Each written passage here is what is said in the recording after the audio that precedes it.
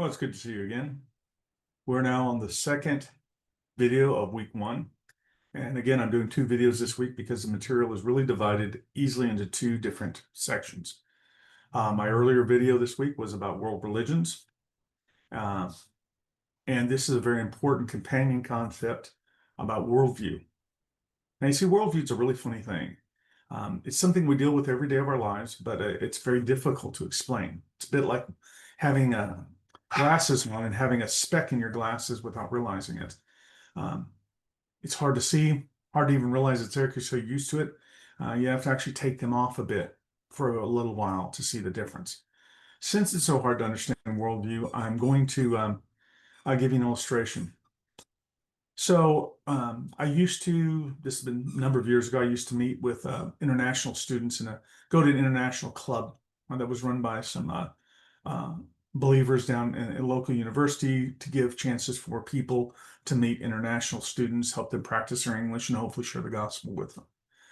Well, one of the students I met there was an Iraqi who was here with his family. He was studying, doing his master's degree in electrical engineering. He was writing his, at the time, he was writing his master's thesis. And he was talking about how difficult it was because, his English I thought was good, but, his spoken English was a lot better than his written English. And I told him, I said, well, I don't know anything about engineering, but I used to be a writing instructor. I've taught academic writing. I do a lot of academic writing myself. I can help you improve your academic writing if you want me to. So we started meeting. He'd pitch me chapters or sections, and I'd critique them and pitch them back to him. And then we'd meet sometimes and talk about them and things like that. So one time we met and we talked about the section at hand. And when we got done, we're just sitting there, finishing our coffee. This was at Starbucks over in West Little Rock. And he said, Dr. Hoskins, he said, I got a question for you. So, okay, sure. He said, why do you Christians believe that Jesus had to die and had to die on a cross? That's like this softball pitch, thrown up in front of you. It's an easy hit, right? And any missionary would love to hear that from a Muslim. And so I took time to explain to him Romans Road.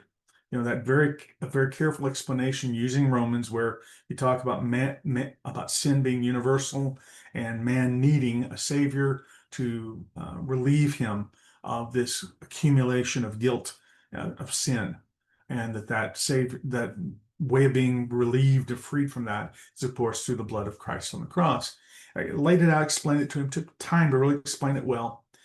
And when I got done, he looked at me kind of funny, and then he quiet for a minute, and he said, but Dr. Hoskins, isn't it supposed to make some kind of sense? It doesn't make any sense to me.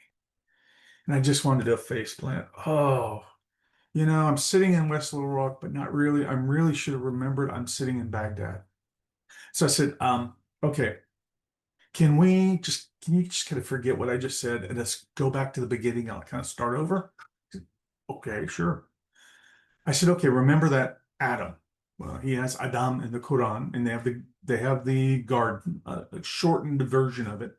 He said, so I said, Adam was created by God and made to be God's viceroy, which that's a Quranic term, in charge of things, right? To be the representative of God. He was made to be God's viceroy. I said, but soon afterwards, the sworn enemy of God came and slipped up. Shaitan, slipped up to the viceroy and said, can you really trust him? I think he's lying to you. I don't believe what he's telling you. This is how it really is. And Adam believed God's enemy. And this brought on him great. And before I could even finish the sentence, he said, shame. I said, yeah, incredible shame came on him, not only on him, but all of his descendants have carried this shame because our forefather committed this grievous thing against God.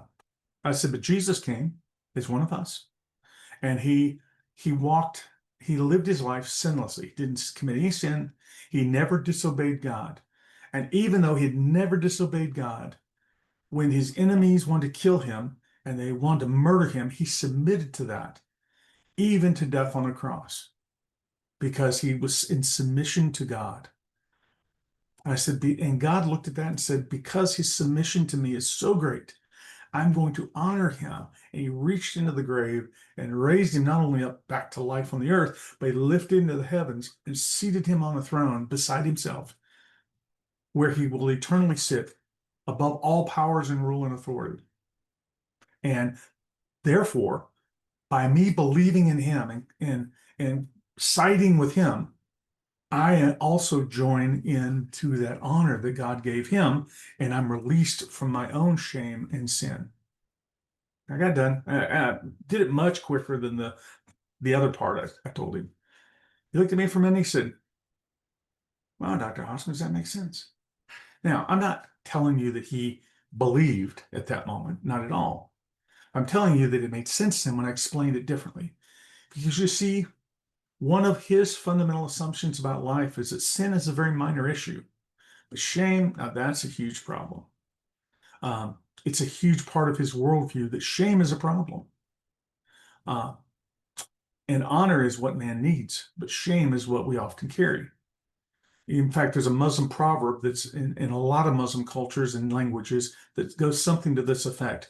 Nothing can carry away shame and restore honor but the spilling of blood. Wow, if you've already got that underlying fundamental assumption about life, then it would make sense to you that Jesus giving up his life, shedding his blood, would carry away our shame and restore to mankind honor. Makes sense in that category. You see, worldview is a way that people look at the world and explain its meaning, and everything filters through it. It's like a lens that people interpret the world through. It typically consists of a set of beliefs that influences a person's perspective, and their values, and their actions. It's way deeper than a belief system because it influences everything in life. I'm trying to find something here. Everything's the way everything in life is understood and explained. We'll get into more of that later. You're going to see a lot more of that in this week's readings. Worldview typically addresses life's biggest questions, such as, how did I get here? That's the question of human origins. Or why are we here? Question the meaning of life. Where are we going? Of course, that's about the future and the afterlife. Who's in charge? This question addresses the existence of, or not, of a supreme being, of a God. What's true?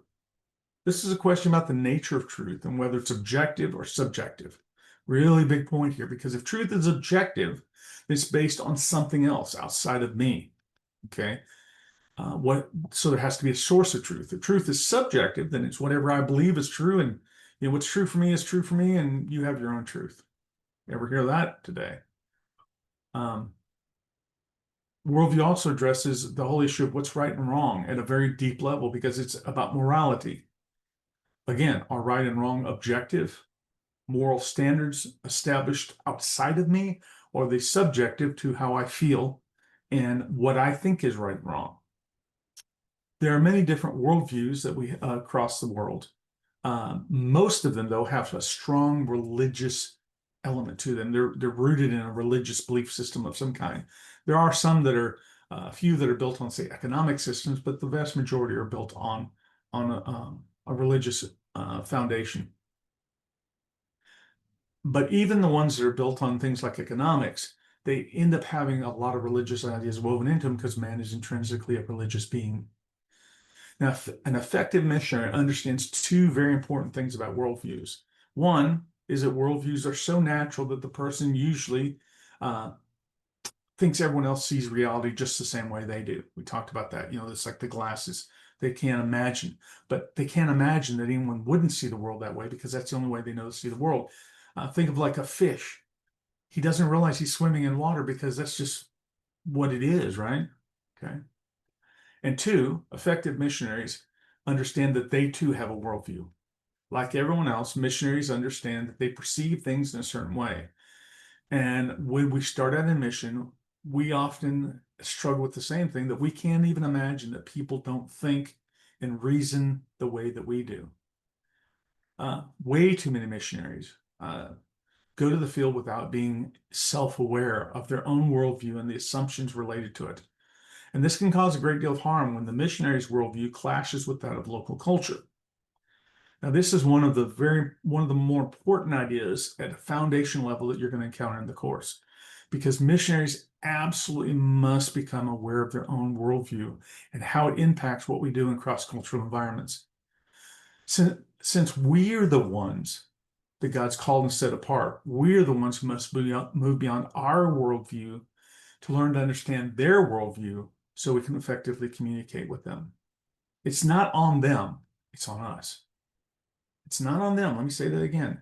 They shouldn't have to change to understand the gospel. We need to change so the gospel is clear. We need to change so we don't offend them by the way we eat things or the things we eat or the way we dress. It's on us to make the changes because we're the ones God's sending into the world. Okay, and by doing so, we become effective communicators of the gospel. Now, as you can probably tell, I love talking about these kind of things, and I could just go on and on and on about them, but I really want to keep this short.